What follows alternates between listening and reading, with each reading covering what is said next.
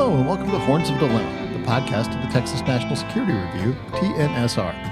I'm Doyle Hodges, Executive Editor of TNSR. In this episode of Horns, we listen to a book talk given by Professor Michael Kimmage, Professor and Department Chair of the Department of History at the Catholic University of America, about his book, The Abandonment of the West, The History of an Idea in American Foreign Policy. Kimmage asserts that the idea of the West, a set of shared values, which he believes revolve around liberty and self-determination, can be traced both to Wilsonian idealism as well as to profound developments at the end of the Second World War. He traces the influence of this concept of a group of like-minded transatlantic nations on Cold War foreign policy. He also takes a look at critiques of the concept that emerged in the wake of the Vietnam War from the left and throughout the 1980s, culminating in the presidency of Donald Trump from the right. Kimmage's discussion is wide-ranging, encompassing issues as diverse as the influence of race and questions of America first. He was introduced in the discussion hosted by Jeremi Suri of the LBJ School. Let's listen in. Let me introduce Michael. I'm sure many of you know him and know his work. Michael is a good friend and really, I think, one of the most exciting people writing on history and policy today, and I really mean that. Michael is a professor of history at Catholic University in Washington, D.C. He's written a number of other books, which I'll talk about in a second. But in addition to his work as a scholar, from 2014 to 2016, he was on the policy planning staff at the State Department, where he had the Russia-Ukraine portfolio, which, I mean, there wasn't anything interesting going on in Russia, Ukraine then. It was, Michael had a lot of extra time, I'm sure. He was in ground zero in many ways for many of the policy issues that we all care about and that dominate not just our foreign policy, but our domestic policy today. And I'm sure Michael will be open to discussing that as well, if anyone would like to talk about that. His first book, which grew out of his dissertation, is The Conservative Turn, Lionel Trilling, Whittaker Chambers, and the Lessons of Anti-Communism, which actually I think is one of the best books on understanding anti-communism as a political ideology in American society, and two figures who were crucial, but not just the two of them, but the broader development of anti-communism as an ideology in American society. He then wrote a book on Philip Roth. I mean, why not? Why not write about Philip Roth, his New Work trilogy, which is about as entertaining as reading Philip Roth, actually. It's a wonderful accompaniment for someone who's interested in contemporary literature and the ways in which literature influences our views of society. This is a wonderful book. And then the book that Michael will talk about now, his new book, hot off the presses, The Abandonment of the West, The History of an Idea in American Foreign Policy. This is a book that really traces the rise and fall in many ways of certain elements of what we have come to think of as American foreign policy, America's thinking about the world. And Michael will talk more about that. I don't want to steal his thunder. I do want to say he also writes and brings his scholarship to the public in many ways, and that's something that I value deeply and that the Clemens Center values deeply. Michael writes for the New York Times, the Washington Post, quite often for the New Republic, writes superb book reviews for the New Republic, actually, writes for the Frankfurter Allgemeine Zeitung, the Jewish Review of Books, and the Los Angeles Review of Books. And he's been a visiting professor. Actually, he and I were both at one point out at Ludwig Maximilian University in Munich. He's been at Vilnius University in Lithuania. And he's really just everywhere, ubiquitous in his coverage of the important issues that matter to our lives. So, Michael, I'm going to turn it over to you. I'm going to get out of the way. I'm really excited to hear your thoughts today. Thank you. Thank you so much, Jeremy, for your characteristically generous and kind introduction. Thanks to both of you, Jeremy and Elizabeth, for sort of bearing with the setup with this and for making everything possible. And thanks, of course, to the Clemens Center for making this conversation possible, and as I'll suggest in a moment, for being a part of the conception and the writing of this book as well. So there's the very, very pleasant feeling of coming full circle in this presentation. So let me, with that, sort of delve right into the matter at hand. Jeremy asked me to say a few words about how I came to write the book, so I'll start there. Then I want to make 3 points in the course of the presentation. I want to say a few words about the rise of the West as I analyze it and chronicle it in the book that I've just published. I want to address then 2 challenges that have sort of accrued around the idea of the West starting in the 1960s. And then third, I want to speak a little bit about policy, what policy choices follow from the book, and what significance the book has to the extent that it does for policymaking and policy formulation in what is, of course, a very consequential election year in this country. So to start with the conception of the book, it began, I think, where a lot of books begin, in a way where our graduate instructors often ask us to look for the proverbial gap in the literature. So I had been working on my first book, which Jeremi mentioned, dissertation, of course, as well, on anti-communism. And everywhere in the primary sources, I saw a reference to the West, the future of the West, the plight of the West, the crisis of the West. The West is this, the West is that. And I sort of wanted to figure out, what do people mean in the 1920s, 30s, and 40s when they were speaking about the West? And so I looked for a secondary source that could help me figure that out.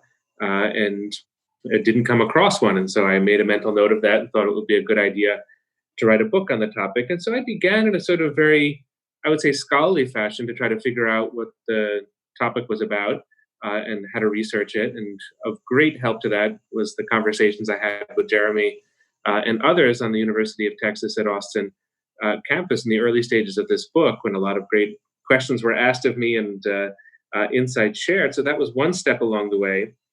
The other was something that Jeremi had just mentioned as well, which is that I did 2 years of government service. And I think that changed my perspective somewhat. And I don't think I would have concluded with policy otherwise. And I do want the book to be of value to people who debate, discuss, and make policy. And so I think the framing of the book changed a little bit. I'll say, in the spirit of frankness also, that another thing that happened as I was writing the book was that Donald Trump was elected, and certain things that I had taken for granted in American foreign policy, I was no longer able to take for granted. And I think that affects the way in which I approach the subject and some of the conclusions that I drew. I'll return to that point when I get to my second of the 2 points about the kind of challenges or problems that have arisen vis-a-vis the West in the last 40, 50 years.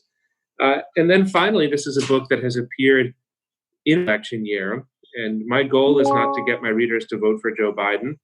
I do offer some critical comments of Trump in the book, so I think it's explicit that my goal is not to get its readers to vote for Donald Trump. But it's not so much a book that tries to ask for a result in the election. What the book does, or at least this is my aspiration for it, is to comment on who we are. Who are we as a country? What is the relevant past? Where may we be going?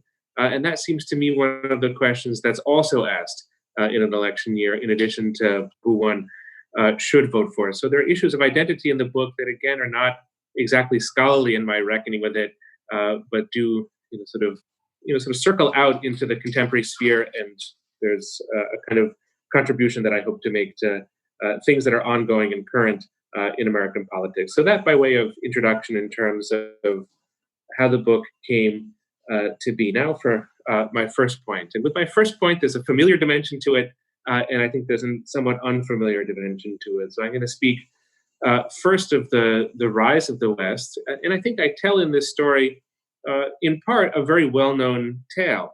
And this is the evolution of American foreign policy from Woodrow Wilson, who develops a certain international conception of American politics, and who also projects, as everybody knows, the ideas of deliberation and democracy into international affairs. This he does in the midst of the First World War. And I think it's easy to say that this was a consequential contribution on Woodrow Wilson's part. This then gets picked up by Franklin Roosevelt after Pearl Harbor as a sort of necessary set of ideas, becomes the seedbed for the United Nations and for a series of both international multilateral institutions and transatlantic institutions, of which the most important is certainly NATO. That's a substantiation of the transatlantic relationship. It's sort of multilateral, and one shouldn't forget that in the opening clauses of the NATO Treaty Alliance, there is an explicit commitment to democracy. So the UN is, I think, more Wilsonian as an institution, but I think NATO has its Wilsonian echoes as well. And I think we also, in a sense, all know the story of how Truman and then Eisenhower and then Kennedy brought forward this commitment to a kind of democratic order in the name of the West in the 1940s and 50s, and how this was a crucial element of the Cold War struggle, which was conveniently, for this idea of the West or notion of the West, was conveniently a struggle between East and West. Let me just pause for a moment and say a word or two about the West before going on to my second and I think somewhat less familiar point about the cultural underpinnings of Truman and Eisenhower's new foreign policy. The West can be defined 1,000 different ways. It's very contradictory. It's an extremely difficult concept to study, I would say.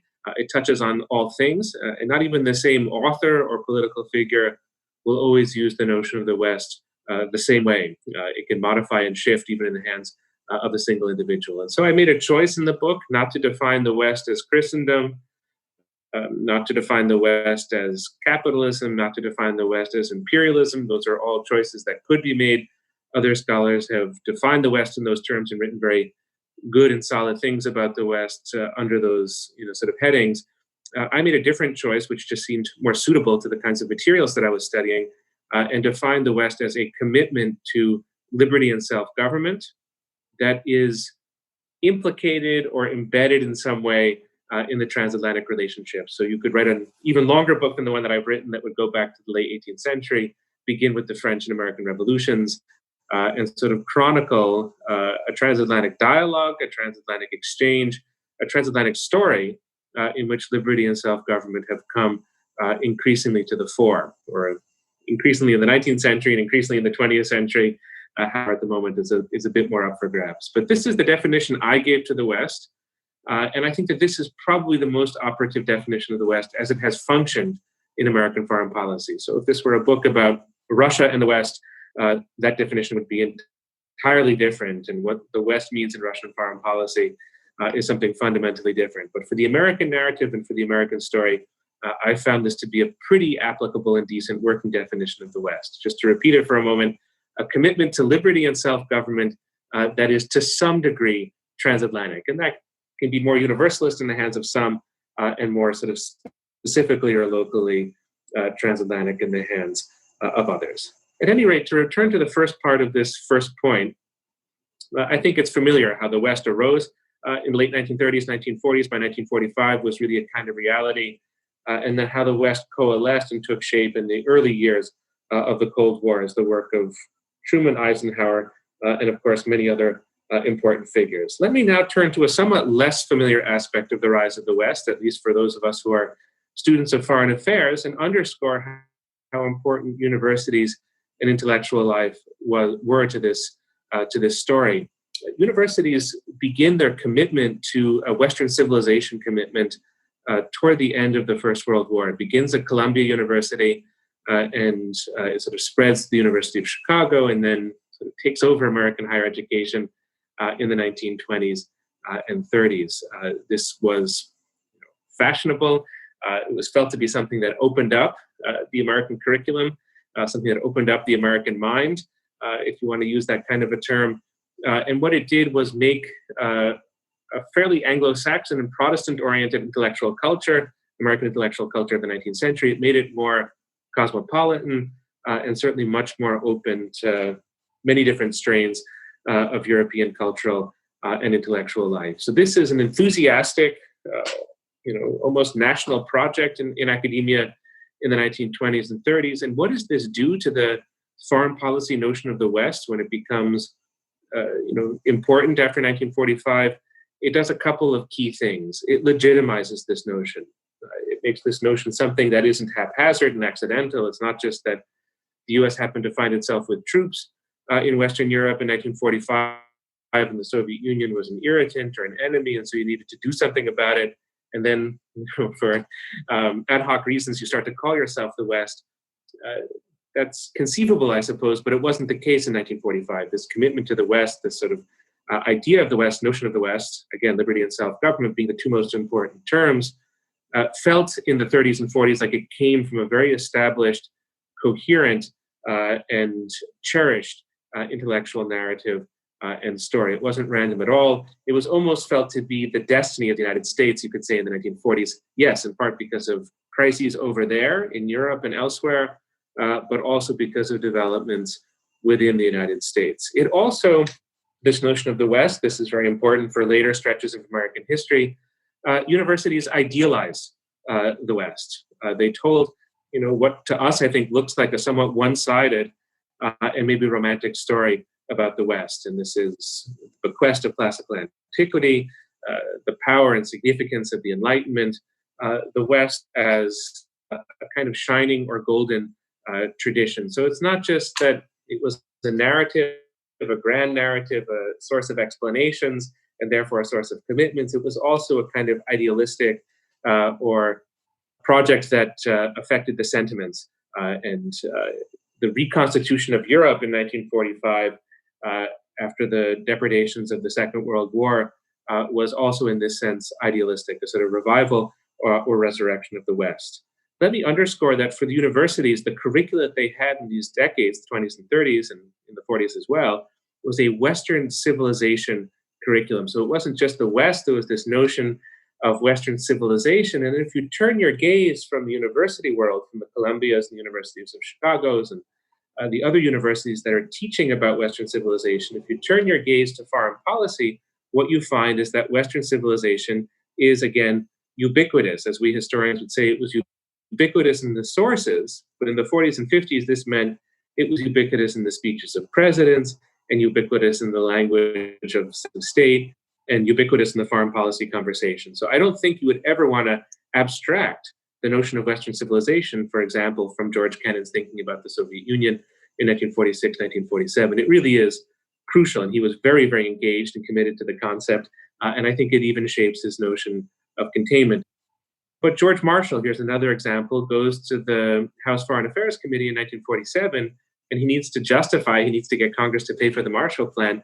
And how does he say it? He says that we are fighting to restore Western civilization to its foundations in Germany and other places. This is what we did in the Second World War, and this is what the Cold War is about. He uses that term again, Western civilization. So there's a conjoining, there's a synthesis between academic and intellectual life on the one hand, and the sort of core impulses of American foreign policy on the other hand. And those core impulses followed directly from the Second World War, but most importantly are the opening phase, the opening gambit, you could say, of the Cold War. And to that degree, you can speak of this period as the rise of the West, and very importantly for my argument, for my story, not just the rise of any West, but the rise of the West under U.S. leadership. And universities played as important a role in all of this as the military, the State Department, and other institutions. Very final word on this: if you want to bring all the pieces of this story together, it's not so much Truman who does it, it's Eisenhower. Why is that? Because he's the key military figure in the Second World War on the Western side. He's then the president of Columbia University. He goes on a leave of absence from the university to be the first Supreme Allied Commander of the NATO alliance, so deeply committed to the transatlantic relationship. And then because of Taft and figures who Eisenhower thought were isolationist Republicans, he decides to run for president in 1952 and becomes a two-term president of the United States. So Eisenhower happens in his biography to integrate just about every piece of this subject, the rise of the West, as it occurred in the first half of the 20th century. Let me pause for a moment and then just take up the story as it goes through my sort of second point, which revolves around challenges or problems that arose for this Western commitment starting in the 1960s, although a careful and close look at these challenges will find even earlier instances of certain questions being asked and certain challenges being mounted to the idealistic notion of an American-led West. I think the first part of this, again, is somewhat familiar, and I'll run through this in just a moment. The first part is a critique of the West that comes from the left, and indeed from academia, which had done so much previously to construct the West. And the second part comes on the right, and this was not something that was visible to me until Trump was elected, and then after his election, I was able to reconstruct an old line of argument that indeed I think helps us to understand the 4 years of Donald Trump's presidency. So the first part, the critique of the West that comes from the left, again, a fairly well-known story, and this arises from multiple sources, but is given real energy by the Vietnam War, which causes younger Americans, those on the left, those in the universities, to rethink American foreign policy and rethink the basic structures of American life. And a much more critical view of American foreign policy comes to the fore, where the dark sides of American foreign policy are given much more attention, these dark sides being the exclusions that have followed from American foreign policy, an imperial impulse that's certainly there long before the Second World War that is pronounced the States formally becomes an empire, and more than anything, the racial dynamics of this set of developments and set of attitudes of the Western commitment of the United States as one that reflects white supremacy. Of course, if you go back to the figure of Woodrow Wilson and look at his attitudes on segregation, attitudes on race, there's a very good case to be made for linkages between a commitment to the West on the one hand and the legacy of white supremacy on the other.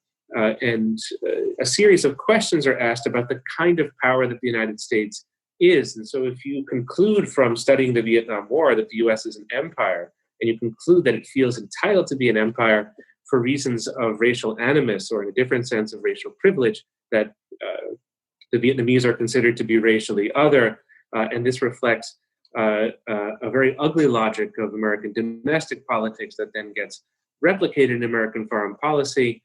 All of that could be done. That argument could be made through a critique of the Vietnam War, and that's a very, very powerful current, intellectual current on the left in the 1960s. The Vietnam War is a tributary into that attitude. Another tributary is, of course, the civil rights movement, and a sense that there are such deep structural problems within the United States, and they follow from racism and they follow from poverty. And at the very least, American foreign policy, as it's being pursued in the 1960s, is a sort of non-answer to these problems. But it could be even worse than that. The allocation of resources and money to fight wars abroad when problems are so severe at home is unjust, and immoral. And here, it's very important to emphasize that Martin Luther King gives his "I Have a Dream" speech in 1963 in Washington, a few weeks after John F. Kennedy gives his very stirring speech in West Berlin about the Berlin Wall and the freedoms that Berlin has obtained for itself under American leadership. Martin Luther King thought quite a lot about foreign policy. He had a very, very rigorous critique of the Vietnam War. And Martin Luther King did connect this to American racism, and he connected it to the notion of Western civilization, a sort of Western civilization misunderstood or misapplied. And Martin Luther King was looking for a way in which the civil rights movement in the U.S. could be exemplary for anti-colonial or post-colonial movements in Africa, the Middle East, and elsewhere. So this is something that comes right to the fore in the 1960s. And really changes the minds, not of all Americans, but of those on the left and younger Americans about what foreign policy is. You can trace this story forward in time to the 1980s, to what's called the culture wars of the 1980s. It's hard to say that these wars are over. We still seem to be living in their midst, although interestingly, we fight a bit over the statue of Christopher Columbus at the moment, but the West is not the thing that educated Americans seem to be fighting about anymore.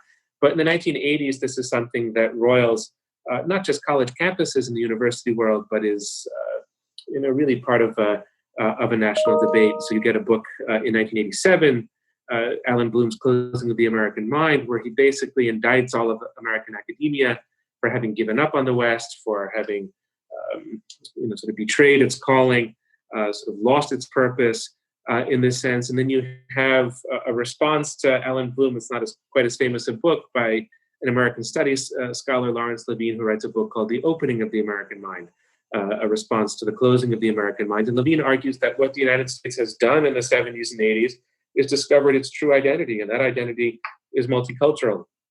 And it's factored in the Hispanic element, and it's factored in the Native American element, and it's factored in the African American element and the white ethnic element, et cetera, et cetera.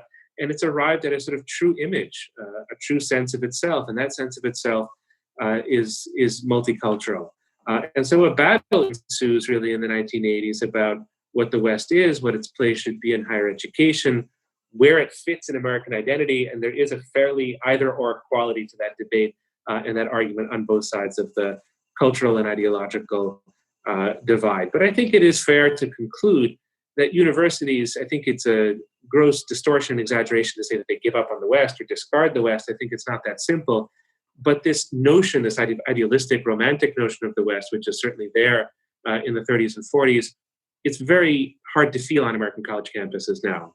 Maybe there's an exception on, sort of religious and conservative universities sometimes have a very open sort of commitment to the Western civ curriculum, but it just feels old-fashioned now, and it's sort of faded away in some ways. It's one of the meanings of the title that I've given my book, The Abandonment of the West. And, I'm sure we in this forum can have a very interesting debate about whether that's a good thing or a bad thing. But I feel confident in saying that the place of the West in American higher education, intellectual life, is both more marginal and more contested than it was, sort of 50, 60 years ago. That seems to me pretty close to being a fact. Let me now, sort of flip over, though, to another side of the story in the 1960s and try to narrate something that is a bit less familiar, or I can say this as the author of the book that I've just written. It was less familiar to me that when I sort of set out to write the story of the West, and this is, something that the election of Trump sort of opened my eyes to in the history of American foreign policy and in the history of the debates about American foreign policy. So there is a critique of the West, as I've defined it, liberty and self-government, that comes not just from the left, but comes from the right. And that starts in the 1960s. And so here in the book, I focus on a source that I would recommend to anybody interested in American foreign policy if you haven't read it already. And this is James Burnham's 1964 book called The Suicide of the West. It's a very well-written book, very well-reasoned, very cogent, but something of a shock, I have to say, or at least it was to me when I read the book, because it is published in 1964. And I do think of that as sort of a high watermark of sort of Western power, Western assertiveness in the Cold War struggle. John F. Kennedy and Lyndon Johnson were not modest. They were not shy about their sort of eagerness to fight the Cold War, but that's not how Burnham saw it. What Burnham saw when he looked at American foreign policy and American life was a kind of bland, thin, unappealing globalism, a kind of technocratic liberalism that was without tradition and without self-confidence. That's sort of one of the things that he means by the suicide of the West. And Burnham makes what I think is an interesting argument that you can only really have a commitment to the West if you believe the West to be superior to other civilizations. And he puts that forward. He was a editor at National Review and a conservative political pundit. He had been a Trotskyite and sort of a radical in the 1930s, but by the 1960s, Burnham was a conservative voice. And he makes that claim as sort of self-evident for him in 1964 as a conservative, that you admire the West because it's superior to other civilizations. But what he argues is that liberals can't see it this way anymore. Liberals have to justify their thinking, justify their commitments through universalism, and they are going to kill off the West. It's not an act of destruction coming from the Soviet Union. The Soviet Union is almost uninteresting or peripheral to Burnham. The real enemies are sort of within the gates, and those enemies are American liberals. That's, I think, pretty far from mainstream thinking in the 1960s, whether on politics or on foreign policy, but it starts to become much more mainstream 2 or 3 decades later. And so I turned after Burnham to the figure of Pat Buchanan, who writes a series of foreign policy books that are not part of the think tank Washington, D.C. discussion of foreign policy by any means, but they are New York Times bestsellers. So these were, sort of big books or big readerships that you had for these books. And they recapitulate Burnham's argument from 1964. They, maybe you could say, recapitulate and to a degree vulgarize the argument that Burnham was making in 1964, because for Buchanan in the 90s, and he writes a book called The Death of the West, in which he cites James Burnham. So there's a sort of lineage there, a genealogy of ideas. It's not just the blandness of liberals or the sort of the globalism of liberals. That's a term that both Burnham and Buchanan use. It's immigration, and there's a kind of cultural watering down that's occurring within American society. And then also something that's not particularly prominent with Burnham. For Buchanan, it's also a religious polemic. So the problem with the West is that it's becoming secularized. And what one needs to remember is that this is a Christian idea, and it's a sort of national idea, and it's an ethnic idea all rolled into one. And that's what gives the West its strength. And, again, the sort of liberals are at fault for not understanding that, but they are supporting policies on immigration that are depriving us of what truly is the West, according to Buchanan in the 1990s. And it is startling to me how, when Donald Trump runs for president in 2016, I doubt that he's read the Buchanan books. Maybe he has a personal relationship with Buchanan. I don't know about that.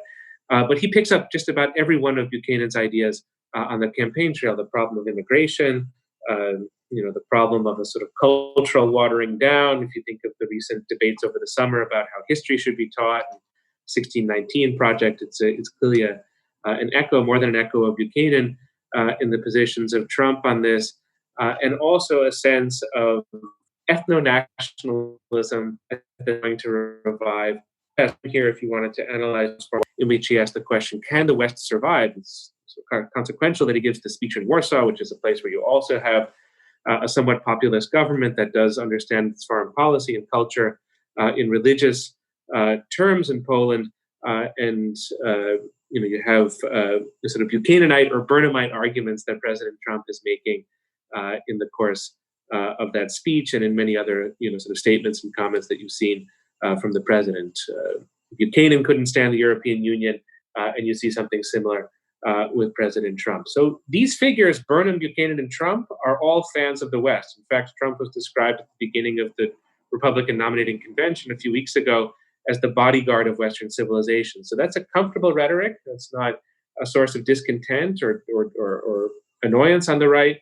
But what's happened is that liberty and self-government have been largely taken away, sort of absented from the equation, and what's been plugged in is a sort of ethno-nationalist reading of what the West is, where issues of identity and issues of immigration and culture are far more important than democracy promotion or a sort of ongoing narrative of liberty. And in that sense, you can just feel how profound the difference is between a Donald Trump and a Ronald Reagan. Reagan is in the tradition of a sort of pro-West foreign policy, as I define it, and I label Donald Trump, perhaps it's a caricature, but I label Donald Trump in my book as the first non-Western president of the United States, because it's just striking how the Wilsonian tradition and these notions of democracy and liberty could even go back to, sort of Jefferson, in the way in which American politics, the foreign policy, is framed at the very founding of the Republic, and Trump seems to have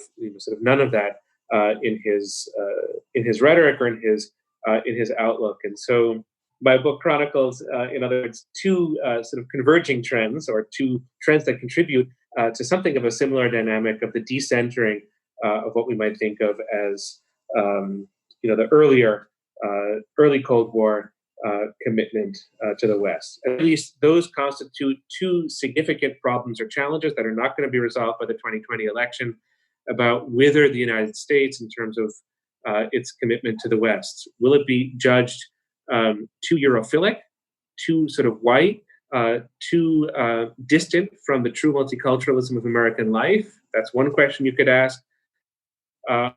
Or will there be such a stark separation of democracy promotion and a conservative commitment to the West that sort of American foreign policy will be recalibrated in a sort of very different Trump-oriented direction? You can sort of ask that question from two different vantage points, and I think it's going to be a long time before American political culture disentangles or comes up with an answer to both of those questions. I think they will be ongoing questions.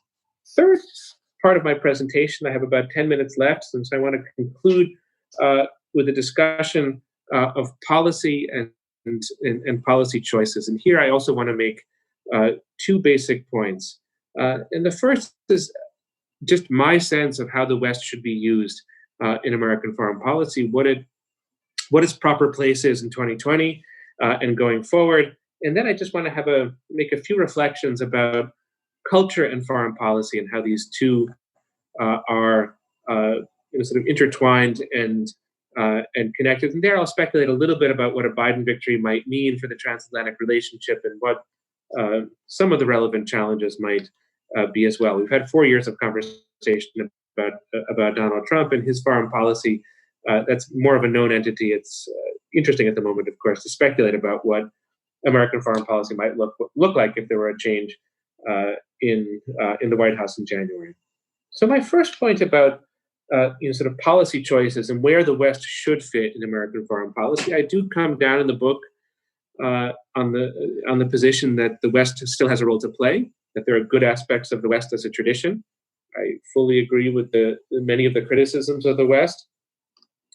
And I think that the criticisms are, in a sense, the criticisms from the left are fully persuasive in the sense that there's only the value of defending the West is there only if it can be a multicultural West. And the West is at its best a sort of idea. And it's an idea that's not rooted in race. It's not rooted in ethnicity. It's rooted in a certain vision of politics and a certain vision of foreign affairs. It's one I think that can and must be meshed with the priorities and the responsibilities of multiculturalism. So it's not in any sense that I want to sort of take that off the table or put an end to that discussion, but I do think that there's still value in this notion of the West and value in maintaining something of that tradition. But I think that there's a need to apply it in a particular way. The West has flourished in American foreign policy in two domains. It's flourished in alliances that have been formed. And here one could also contemplate the U.S.-Japan alliance, certainly U.S., sort of New Zealand, U.S., Australia, U.S., Canada, Paris and London and Berlin and the capitals of Western Europe. So the West has been an alliance-building impulse in American foreign policy, and I think that that's only to the good.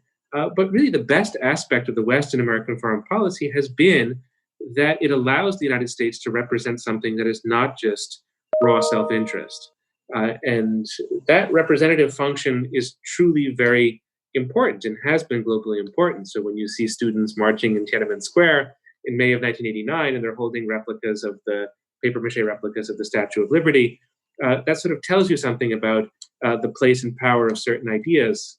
I think it's easy to say that the revolutions of 1989 would really not have been possible, the democratic revolutions of 1989, without the American, or in a different sense, without the Western example. And just the representative function that the U.S. has served when the U.S. is being its best self is remarkably important. I think this is something that we could maybe leave to the discussion section, but when you look at protests about the killing of George Floyd over the summer, obviously that's not people coming out to the streets to applaud the United States or to admire the United States, but I think that there's a sense that the United States means something that China does not. After all, China has concentration camps at the moment where millions of people are being persecuted. Nobody goes out into the streets for the most part to protest that, which is in a way a shame, but I don't think China embodies something that would effectively make you want to protest. And the United States does. So I think it's important to remember that. It's important to see how the West has prospered historically in that framework. And I think any American president or secretary of state should simply bear that in mind going forward.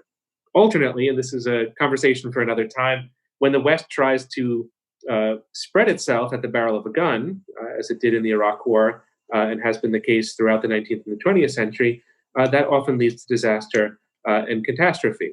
It's when you have that sort of sincere and genuine admiration that does its work locally. I think that the West thrives in foreign policy. When the West is being exported with force, I think many terrible mistakes have been made and many terrible things have happened. So I would underscore, in conclusion, the representative value of the West. And I would also say that the West can have a certain calm and comfort, even when you look at a country like Belarus at the moment. I support the protesters there, but I don't think that we have to march in when it comes to bringing freedom to Belarus. We can have a certain calm, I think, that over the years, what the West represents is going to really matter and may even be instituted in a country like Belarus. But the more we sort of militarize that equation, the more certain distinct and dangerous risks arise. So the representative importance of the West. That doesn't resolve any particular policy question, but I think it plays into a lot of policy questions and can help in places like Ukraine, Belarus, and many others where Hong Kong, where issues of democracy and liberty are important, but also linked to geopolitics and to many other complicating factors. Finally, how does foreign policy succeed, and what might the transatlantic relationship look like if Joe Biden wins? I have no doubt that if Joe Biden wins, he's going to want to restore the transatlantic relationship, give credibility and stability to NATO, to be more confrontational with Russia, perhaps in certain ways with China, to bring human rights back more into U.S.-Israeli relations and U.S. relations with Saudi Arabia. And in that sense, be what you could say is sort of more conventional. He would be a Western president, my argument, after Donald Trump. And I think he will be very, very well received in European capitals. I can say with confidence that the countries of Europe, with maybe a few exceptions, would be thrilled at a Biden victory. And you could almost think, in some ways, some simple ways perhaps, that the West would really just be back. That it's sufficient. What you need to have is an Atlanticist in the White House. I want to say, by way of conclusion, and this takes me back to the rise of the West and why I focus not just on policy and military crises and the instruments that were developed in the State Department and the White House to deal with Nazi Germany and then to deal with the Soviet challenges. What mattered then was also university life and culture and ideas and intellectual life. And I think that matters in the same way now, although the configurations are clearly very different. So if the desire of the Biden administration is to revive the West, put it in those terms, their project cannot stop at policy. It's not just going to be getting the Germans to stop Nord Stream 2, and it's not just going to be figuring out a reasonable and responsible trade policy with Germany, and it's not just going to be promoting the European Union getting back to JCPOA, Paris Climate Accords. We heard from the debate by the vice president that all those things are going to happen if Biden is elected, and that will boost the West in a certain way. But the cultural arguments have to be made. Where do they have to be made? Most importantly, they have to be made here at home. I think that we cannot take for granted. That's the lesson of the 2016 election. We cannot take for granted the views, the moral commitments, the cultural passions of the American electorate. You have to earn those loyalties. And those are at the moment contested. The country is clearly polarized. You have a stark division between Republicans and Democrats at this moment. It might change a bit if Trump were to lose definitively, but you have a stark disagreement about Republicans and Democrats on foreign policy. Atlanticism is not some kind of inevitable American position. And I don't think that if Trump loses the election, he's going to lose because of how he behaved in Europe and how he conceptualizes the European Union. A lot of that skepticism or a lot of that ethno-nationalism or whatever you want to call it is going to remain after 2020, whoever wins. And so the case has to be made. The arguments have to be made. And the job of the next Secretary of State, whether it's Bill Burns or Anthony Blinken, whoever it is, I think is to go to the American public and to offer ideas that are convincing, narratives that make sense, that honor every multicultural reality of the United States, but also sort of learn the best from the Western tradition and apply it in ways that are forward-looking and modern, but do not take for granted that all of this is going to work. Policy needs a cultural underpinning. I don't think you can create that from the State Department. It's not, that kind of institution, but you can be engaged in that work. And here's maybe a very final word in that spirit, that one of the institutions this kind of State Department could engage with or liaise with is the universities, and bring universities into this discussion and bring universities into this conversation, not to shoehorn universities into supporting this or that policy or even to supporting the sort of government or the president. That's not the role of the university, but to use the universities as places where ideas thrive and are discussed to sort of contribute to this larger conversation about who we are as a people, what kind of foreign policy we want, what the American identity is, and sort of how to make that as humane and decent as possible. So let me conclude on that note. There's a cultural job ahead of the Biden administration if they win in terms of reviving the transatlantic relationship. It's not easy, but my guess is if they would commit themselves to it and not take it for granted, that it could be of real value to them. So let me conclude on that note. Michael, that was phenomenal, and it reminded me in a kind of wistful way of the many places we've talked about these issues in Heidelberg and Munich, various parts of the United States, and how we have to do it electronically now. We can't actually visit the West in a broader, more capacious sense. Your book is filled with really wonderful elaborations on both the protein quality of the West, but also the substantive essentials of it.